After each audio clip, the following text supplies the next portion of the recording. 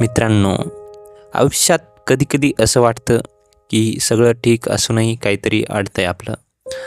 घरात तणाव, मनात भीती, कधी-कधी आपलं काम पण होत नाही आणि तेव्हा मनात एक विचार येतो, की आपल्या घरावर काही वाईट प्रभाव वगैरे तर नाही ना?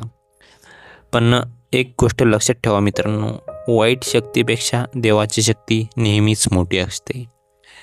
आज आपण कोणतीही भीती न ठेवता फक्त श्रद्धेने एक प्रार्थना करणार आहोत. मित्रांनो, ही प्रार्थना कशी आहे?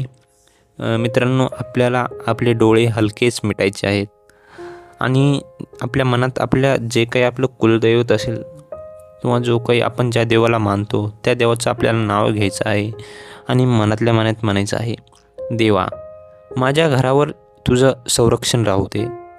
जे बी काही नकारात्मक घडत आहे माझ्या घरात ते दूर होऊ दे आणि माझ्या घरात शांती, आरोग्य आणि आनंद राहू दे. मित्रांनो, कधी-कधी काय होतं, की कधी-कधी साडेसाती असो किंवा परिस्थिती कठीण असो, पण जेव्हा घरात विश्वास असतो ना, तेव्हा कोणतीही अडचण कायम राहत नाही. मित्रांनो, करणी, वाईट नजर, नकारात्मक ऊर्जा या सगळ्यापेक्षा एक गोष्ट जास्त शक्तिशाली आहे, ती म्हणजे आपली श्रद्धा आणि सकारात्मक विचार. मित्रांनो, आता तुम्हाला ना आजपासून एक छोटासा नियम करायचा आहे. मित्रांनो, तुम्हाला दररोज 1 मिनिट घरात शांत बसून देवाचं नाव घ्यायचं आहे. तुम्हाला हळूहळू आपल्या वातावरणात बदल जाणवायला दिसेल.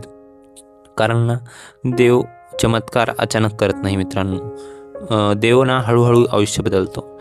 मित्रांनो, तर तुम्हाला भीतीनं नाही तर विश्वासानं जगायची गरज आहे.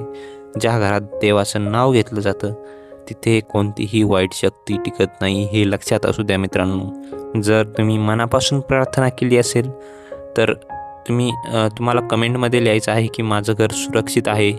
आणि मित्रांनो, तुम्हाला हा व्हिडिओ शेअर करायचा आहे. कदाचित कोणाच्याही घरात आज शांती आणण्यासाठी देव तुम्हाला कारण बनवत असेल. तर मित्रांनो, कसा वाटला व्हिडिओ? अशाच माहितीपूर्ण व्हिडिओसाठी आत्ताच आपल्या यूट्यूब चॅनल नादस्पंदनला सबस्क्राईब करा.